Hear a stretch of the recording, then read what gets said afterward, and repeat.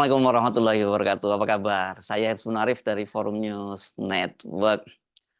Litbang Kompas, ini harian Kompas maksudnya ya, baru saja melakukan survei tentang pilkada Jakarta ini berkaitan dengan elektabilitas tokoh-tokoh yang akan berlaga pada pilkada yang berlangsung 27 November nanti. Dan sudah seperti diduga, Anies Baswedan itu berada di urutan teratas, kemudian disusul oleh Basuki Cahayapurnama alias Ahok, dan juga kemudian ada nama Ridwan Kamil. Nah, yang saya kira ini penting untuk dicatat oleh Pak Jokowi, oleh eh, Gibran, oleh Kaisang, dan oleh PSI, itu nama Kaisang itu ternyata ini kalau dimunculkan dalam surveinya Kompas ini hanya akan dipilih oleh 1%. Ini jadi dari sini saja sebenarnya sudah bisa dapat gambaran kalau kemudian Kaisang tetap akan dipaksakan untuk maju ke pilkada di DKI, apakah dia menjadi wakil, apalagi menjadi calon gubernurnya. Saya kira ini akan berat selama masih ada Anies Baswedan. Ini penting kita garis bawahi ya, karena bagaimanapun juga Anies Baswedan itu kan sudah menjadi semacam apa ya, semacam musuh bebuyutan dari Pak Jokowi ya, mulai dari Pilpres kemarin sampai kemudian nanti di Pilkada Jakarta. Dan kalau dari pengalaman sebelumnya, kalau dari Pilpres sebelumnya kan walaupun dengan berbagai cara Pak Jokowi itu menghalangi Anies Baswedan, tapi dia tetap berhasil maju menjadi calon, kendati kemudian pada Pilpres bisa dikalahkan. Tapi kan pada waktu itu Pak Jokowi masih menjadi presiden.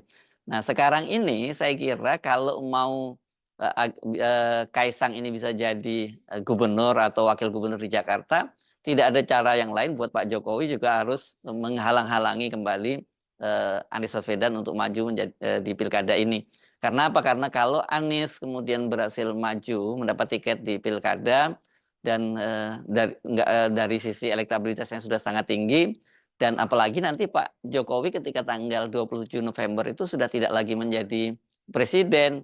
Jadi yang nggak bisa leluasa seperti sebelumnya ketika dia membantu Gibran maju menjadi wakil presiden bersama dengan Prabowo Subianto. Semua infrastruktur kekuasaan kan bisa dikerahkan. Kalau sekarang kan nggak bisa. Ini saya kira hasil survei Litbang Kompas ini merupakan kabar yang buruk buat dinasti Jokowi. Nah, bagaimana sih hasilnya? Ini kalau dari hasil survei itu disebutkan bahwa Anies Baswedan itu berada di elektabilitasnya ini jauh paling tinggi, dia sebesar 29,8%. Walaupun sebenarnya angka ini sangat rendah karena di beberapa survei disebutkan bahwa elektabilitas Anies Baswedan itu sudah mencapai 40%. Dan kemudian disusul Basuki Cahayapurnama alias Ahok itu 20,0%. Dan di posisi ketiga ini Ridwan Kamil yang sebelumnya juga digadang-gadang untuk akan diusung oleh Jokowi dan koalisi 02 maju di Jakarta, itu elektabilitasnya itu hanya 8,5%. Dan kemudian ada nama Erick Thohir 2,3%. Nah, bagaimana dengan Kaisang? Kaisang ini rupanya berada dalam satu klaster bersama Sri Mulyani, Andika Perkasa, kemudian Heru Budi Hartono, dan Mensos Tri Risma hari ini, yang ini semuanya itu berada di kisaran elektabilitasnya 1%. Memang ada kabar bagusnya ini bahwa sebanyak 30% responden menjawab itu tidak tahu atau tidak menjawab. Jadi belum mengambil keputusan. Tetapi biasanya kalau kemudian ini dikonversi kepada jumlah yang memilih, nanti biasanya juga ini akan terbagi rata pada para kandidat. Jadi nggak bisa dibayangkan kemudian bahwa 30% ini kalau digarap dengan serius, Kaisang bisa memperoleh angka itu. Nah, Litbang Kompas itu juga menanyakan kepada responden faktor yang mempengaruhi pilihan mereka pada pilkada Jakarta ini. Dan sebanyak 80% responden itu menyatakan setuju bahwa gubernur Jakarta itu dipilih dari mereka yang pernah menjabat sebagai kepala daerah, gitu ya. Jadi dengan begitu wajar kalau ada nama Anies Baswedan, nama Ahok, dan Ridwan Kamil itu yang semuanya sama-sama pernah menjadi gubernur, itu ya berada di papan atas secara elektoral. Anies dan Ahok pernah menjadi gubernur di Jakarta, sementara Ridwan Kamil itu pernah menjadi gubernur di Jawa Barat. Nah, bagaimana dengan soal mempertimbangkan sosok yang berpengalaman menjabat sebagai menteri atau setingkat menteri? ini ada 75,3% yang mempertimbangkannya. Artinya di sini Anies dapat 2 poin dong ya, poin dari sisi, tadi responden yang mempertimbangkan, pernah menjabat gubernur, sangat tinggi 81% dan sekarang poin yang, pernah menjabat sebagai menteri 75,3%. Karena kan Anies ini selain pernah menjadi gubernur di Jakarta, dia pernah juga menjadi menteri di, kabinet pertama, Jokowi Yusuf Kala. Pada waktu itu dia menjadi menteri pendidikan. Cuman kan memang dia tidak lama menjadi menteri pendidikan dan kemudian di-reshuffle. Kenapa? Karena ya sudah sejak lama rupanya, Jokowi ini melihat potensi Anies sebagai, matahari kembar gitu jadi bayang-bayang, Jokowi. Rupanya feeling Jokowi itu betul betul ya, sampai sekarang pun ketika Jokowi mau lengser dari kekuasaannya dan kemudian dia ingin menempatkan anak-anaknya dalam dinasti politik, ternyata Anies Baswedan tetap menjadi batu penghalang dia. Jadi kalau dengan, survei semacam itu, saya kira kalau Kaisang itu tetap ngotot di Jakarta, ya ini, sangat berat gitu ya. Kenapa? Karena, dia kalau 1% untuk mengejar kemudian didongkrak sampai sangat tinggi itu berat sekali gitu. Mungkin yang lebih tepat kalau betul, kalau ini juga sekali lagi kalau betul ya survei-survei yang disampaikan oleh sejumlah lembaga survei bahwa Kaisang itu sekarang elektabilitasnya tertinggi di Jawa Tengah, ya sebaiknya dia lebih baik ke Jawa Tengah saja. Tapi saya kira, buat, dinasti Jokowi, untuk menguasai Jakarta itu tetap sangat penting ya.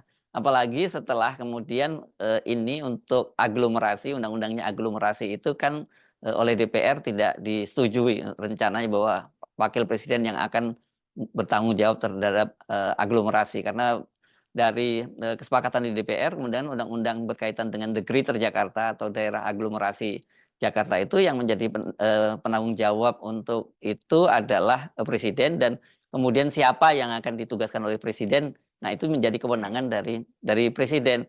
Jadi, kalau tetap ingin menguasai sumber-sumber, kekuatan politik dan sumber daya kekuatan, uang, saya kira Jokowi berkepentingan untuk tetap menempatkan orangnya, terutama apalagi keluarganya untuk menjadi gubernur Jakarta. Tapi bagaimana dong dengan survei semacam itu? Ya, karena sekarang ini, sebenarnya survei itu sudah menjadi, pemahaman bersama di antara koalisi, 02. Makanya kemudian Golkar kan, dengan berbagai macam cara menolak untuk mencalonkan Ridwan Kamil untuk maju di Jakarta. Karena peluangnya ya memang berat kalau, Ridwan Kamil hanya 8% gitu, sangat sangat jauh, dibandingkan dengan, Ahok saja jauh apalagi dibandingkan dengan Anies Baswedan. Sementara dia di Jawa Barat dia lebih berpeluang untuk menang, peluangnya lebih besar. Jadi, saya kira ini yang menjelaskan kenapa kemudian Airlangga Hartarto itu menyodorkan Babalun atau Yusuf Hamka itu menjadi, wakil gubernur dari Kaisang. Jadi Golkar menjamin kalau Kaisang yang maju menjadi, gubernur di Jakarta, dan berpasangan dengan Babalun maka akan didukung oleh, Golkar. Tetapi kan kalau hanya Golkar dan kemudian dengan PSI itu, kursinya tidak cukup. Golkar di Jakarta hanya mendapatkan 10 kursi di DPRD dan kemudian PSI hanya memperoleh 8 kursi. Jadi hanya, baru 18 kursi. Tidak cukup mencapai, syarat untuk, partai politik atau gabungan partai politik mencalonkan calon gubernur dan wakil gubernur di Jakarta, yakni 22 kursi. Tapi sekali lagi saya kira memang, apa yang disampaikan atau yang diusulkan oleh Golkar itu, oleh Erlangga Hartarto itu bukan yang serius, itu hanya sekedar cara dia untuk menghindari tekanan agar Ridwan Kamil tetap dipaksakan maju di Jakarta, gitu ya.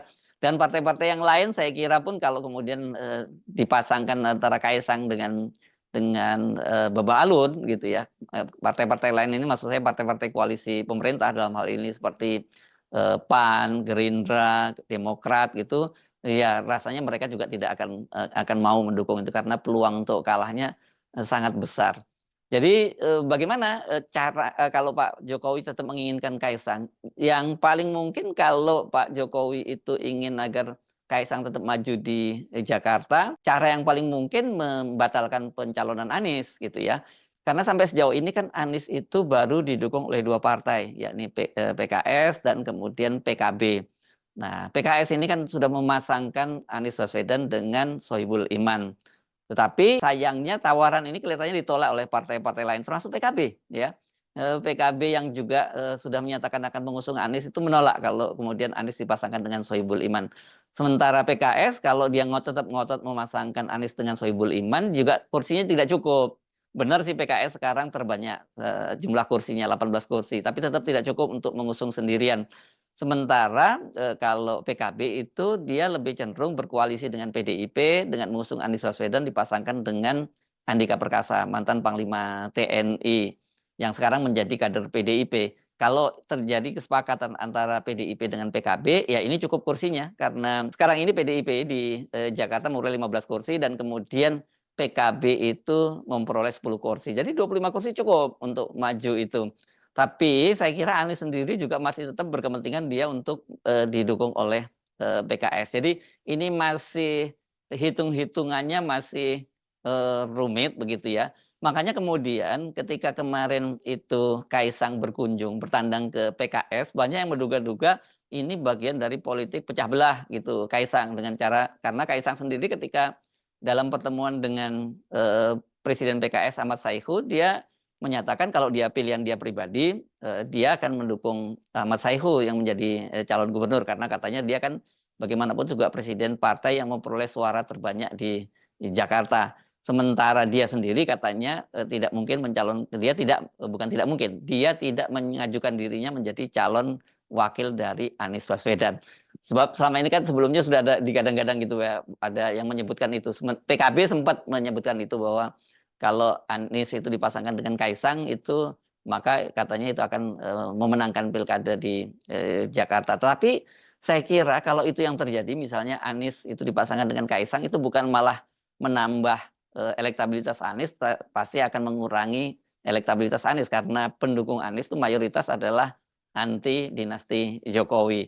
PKS saja ketika bertemu dengan Kaisang itu dan kemudian sepakat untuk menjalin koalisi di beberapa daerah itu pun sudah diancam akan ditinggalkan oleh banyak pendukungnya. Dan yang jelas ini kan PKS dan PSI itu sepakat untuk berpasangan di Kota Bekasi dengan memasangkan wali kotanya dari PKS, sementara wakilnya itu dari PSI. Jadi kalau kemudian PKS misalnya berkoalisi dengan PSI di Jakarta mengusung Anies Baswedan berpasangan dengan Kaisang, ya dua-duanya ini akan ditinggalkan oleh pemilihnya. Jadi ini bukan soal yang mudah dan kalau tadinya orang banyak menduga-duga bahwa ini pertemuan antara Kaisang dengan Saihu itu bagian dari manuver PSI memecah belah pemilihnya Anies, tapi belakang dibantah itu oleh PSI karena menurut PSI inisiatif pertemuan itu justru datangnya dari PKS gitu. Jadi PKS yang mengundang Kaisang untuk hadir ke DPP PKS. Ini yang saya kira masih sangat menarik. Jadi walaupun katakanlah sekarang ini sudah ada kalkulasi dari sisi elektabilitas dan figur seperti Anies ini sangat kuat, sangat perkasa di Jakarta dan saya kira wajar karena dia pernah menjadi gubernur di Jakarta dan dia dinilai sebagai gubernur yang cukup sukses, cukup berhasil. Ya dia akan menjadi pilihan atau menjadi rebutan dari partai-partai politik yang ada. Tetapi kalau Jokowi ingin agar dinastinya itu bisa berkuasa di Jakarta, apakah sebagai gubernur atau sebagai wakil gubernur, ya faktor Anies ini harus ditiadakan. Nah, cara menindakan Anies itu ya dengan cara dia tidak mendapat lagi dukungan partai politik karena rasanya tidak mungkin kemudian Pak Jokowi menggunakan instrumen-instrumen lain seperti instrumen hukum pada Pilpres kemarin ya. Karena kan saya berkali-kali menyebut bahwa ada dua cara sebenarnya untuk menghalangi Anies Baswedan yang bisa dilakukan oleh Jokowi. Pertama dengan menggunakan instrumen politik, kedua instrumen hukum. Instrumen politik ya tadi menghalangi partai-partai politik untuk berkoalisi mengusung Anies Baswedan. Pada Pilpres kemarin saja itu Pak Jokowi gagal loh ya. Padahal kan waktu itu Pak Jokowi menguasai semua partai politik, mayoritas bukan semuanya ya. Dan hitung-hitungannya pada Pilpres kemarin Pak Anies itu tidak mungkin dapat tiket karena yang berada di kubu oposisi kan hanya PKS dan Demokrat. Tetapi tiba-tiba saja Nasdem kemudian membelot dan malah menjadi pengusung pertama dari Anies Baswedan. Kali ini saya kira justru lebih sulit buat Pak Jokowi. Kenapa? Karena satu, jelas cengkeraman Pak Jokowi sudah mulai mengendur, dan kedua, partai-partai politik itu sekarang juga mereka berpikir tentang masa depan mereka sendiri ya untuk pemilu berikutnya. Karena siapa yang akan didukung, mereka pada pilkada ini juga akan menentukan eh, elektabilitas mereka atau perolehan suara mereka pada pemilu legislatif tahun 2029. Jadi secara kalkulasi ini Jokowi secara politik tidak mungkin menghalangi lagi Anies Baswedan, dan kemudian kalau secara hukum, apa iya instrumen-instrumen hukum, instrumen aparat penegak hukum termasuk KPK sekarang masih tunduk pada Jokowi, misalnya dengan mentersangkakan Anies Baswedan. Bisa dicari-carilah dasarnya.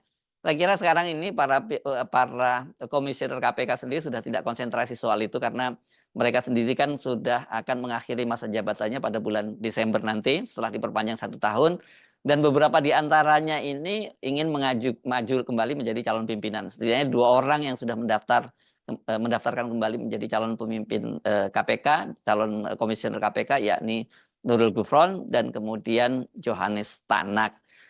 Nah, sekali lagi kalau dengan survei yang hanya 1% tadi, apakah kemudian Kaisang tetap ngotot untuk maju di Pilkada Jakarta, untuk nyagup di Jakarta? Dan kalau toh katakanlah dia tetap ngotot, apakah akan ada partai-partai yang bersedia mendukungnya? Saya kira ini PR besar dari Presiden Jokowi menjelang dia lengser dari kekuasaannya. Ini memang timingnya buat Kaisang untuk maju merebut posisi eksekutif itu tidak tepat, karena bersamaan dengan berakhirnya masa jabatan Pak Jokowi. Sesungguhnya ini sempat coba diantisipasi loh oleh Pak Jokowi, karena Pak Jokowi kan beberapa waktu yang lalu mencoba memajukan pilkada serentak ini dari bulan November ke bulan September. Ya kalau bulan September kan Pak Jokowi masih menjadi presiden karena dia lengser pada 20 November nanti. Tetapi usulan itu rupanya ditolak oleh DPR, dan kemudian dan Mahkamah Konstitusi bahkan juga memutuskan agar pilkada serentak itu tetap dilaksanakan sesuai dengan jadwal pada tanggal 27 November. So, bagaimana dengan nasib Kaisang? Nah, ini yang perlu kita tunggu-tunggu. Kalau yang paling realistis saya kira ya Kaisang itu tidak perlu ngotot untuk maju di Pilkada Jakarta, tapi bergeser sedikit di Pilkada Jawa Tengah, tapi itu pun harus berhadapan dengan PDIP. Saya Arif dari Forum News Network. Sampai jumpa lagi. Wassalamualaikum warahmatullahi wabarakatuh.